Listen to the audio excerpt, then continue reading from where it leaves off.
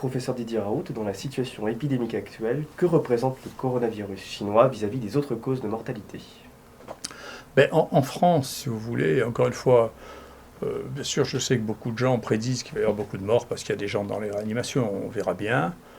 C'est pas partout en France, il y a des zones qui sont très saturées, d'autres qui ne le sont pas. Nous, on est une zone relativement épargnée en termes de formes très graves, apparemment. Mais globalement, en France, il y a eu, à ce jour, 148 morts. C'est pas négligeable, mais c'est à mettre en perspective de ce que nous savons. Par exemple, nous savons qu'il y a une surmortalité saisonnière dans ce pays, qu'on a appelée la grippe pendant très longtemps, et qui, en réalité, représente probablement toutes sortes de mortalités associées à des infections virales, y compris les conséquences d'infections virales, comme le risque de colite après traitement antibiotique. Mais si on regarde ce schéma, vous voyez, sur les données actuelles, vous voyez, on sait qu'en 2017, il y a eu un pic très important ici de mortalité. Vous voyez que pour l'instant, ici, on en est là. Et pour arriver de là jusqu'à là, il faudra qu'il y ait 10 000 morts de plus. Donc ce n'est pas 150 qui vont changer la courbe, qui va changer la courbe de mortalité. Ce qu'il y a, c'est que au fur et à mesure que nos connaissances augmentent, nous connaissons de plus en plus de causes nouvelles, de syndromes de détresse respiratoire, et que donc on connaît mieux ce dont les gens meurent. Mais par exemple, pour ce qui concerne les coronavirus et la mortalité, vous voyez, ça c'est la mortalité hebdomadaire au CHU de Marseille, qui représente 0,8% de la mortalité du pays. Vous voyez qu'on n'a pas de situation qui soit particulièrement anormale. Il n'y a pas de morts de plus, donc on ne verra pas statistiquement de différence à la fin de l'année sur les morts. Et la deuxième chose, c'est que pour l'instant, on a eu effectivement 4 morts qui étaient associés à un coronavirus, mais un seul coronavirus chinois depuis le début de l'année et 3 coronavirus non chinois.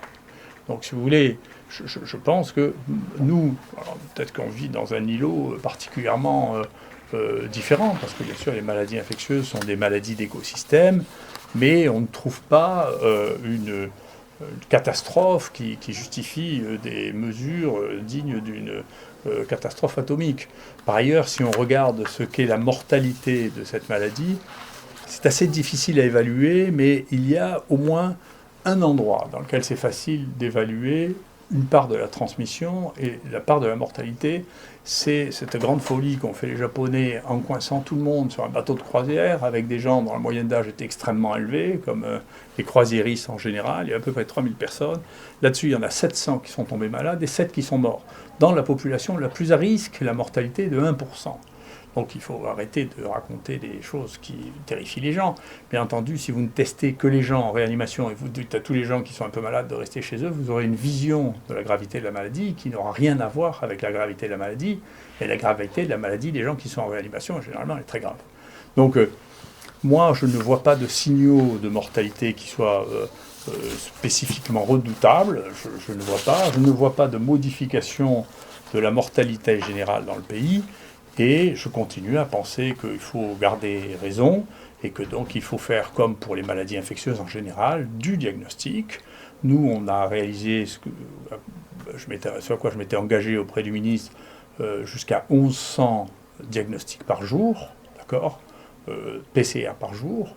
Et on traite les gens maintenant, on sait que c'est efficace sur la durée du portage, c'est-à-dire au lieu d'être porteur pendant 20 jours, ce qui sont les derniers travaux qui ont été publiés, ils deviennent tous négatifs en 6 jours. Je pense que c'est quand même une différence très significative. Bien sûr, ils sont guéris en plus cliniquement. Et donc, on a un diagnostic, un traitement qui commence et qui a fait sa preuve, peu importe tous les commentaires des uns et des autres. Je pense qu'il faut rester raisonnable comme des vrais docteurs, c'est-à-dire les docteurs. Ça fait du diagnostic et ça traite les gens. Voilà. Après, les politiques, ils font ce qu'ils croient devoir faire.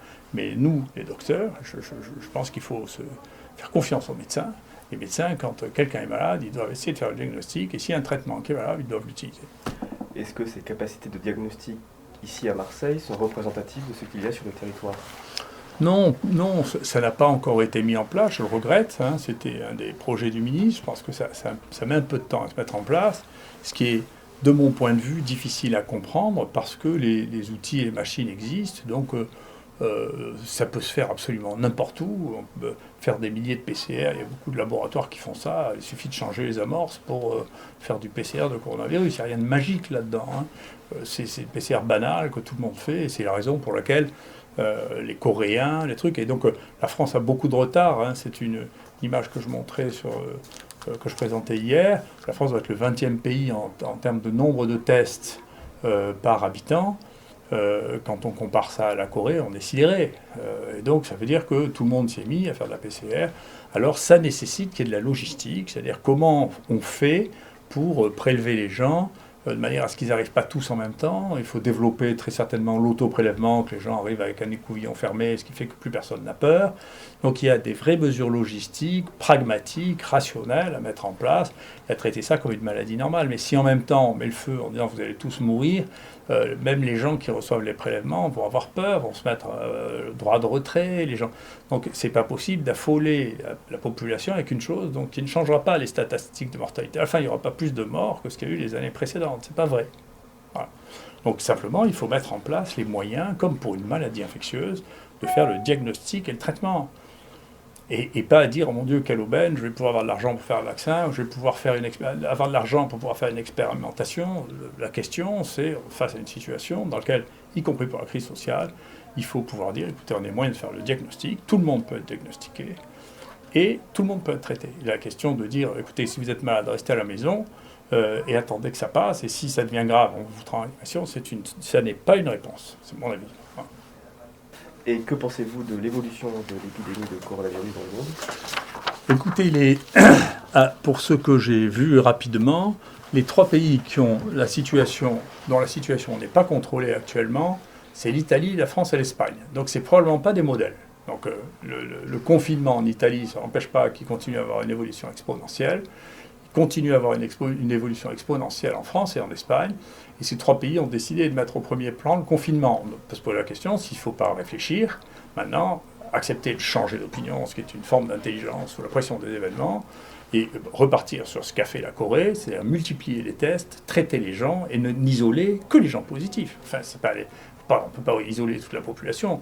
Et comme on ne peut pas isoler les gens positifs si on ne les détecte pas, on est dans une situation qui n'a pas d'issue, sauf à refaire ce qu'on faisait pour le choléra au XIXe siècle. Donc on est dans le XXIe siècle, les maladies contagieuses, on va les détecter, isoler les gens qui sont contagieux, le temps pendant lequel ils sont contagieux, et on doit raccourcir leur temps pendant lequel ils sont contagieux, par les traitements qui les empêchent d'être contagieux. Et quand ils sont plus contagieux, il faut leur ficher la paix. C'est pas la peine de les garder 14 jours s'ils sont négatifs au bout de 5 jours. C'est plus de la science, là, c'est de la science-fiction ou je sais pas quoi, de la sorcellerie. Donc il faut revenir à des choses simples. Les maladies infectieuses et contagieuses, ça veut dire c'est quand il y a le microbe, on est contagieux. Quand il n'y en a pas, on n'est pas contagieux. Quand il y a un médicament, on use le médicament pour que les gens ne soient pas malades. Voilà, ça c'est la médecine. Merci.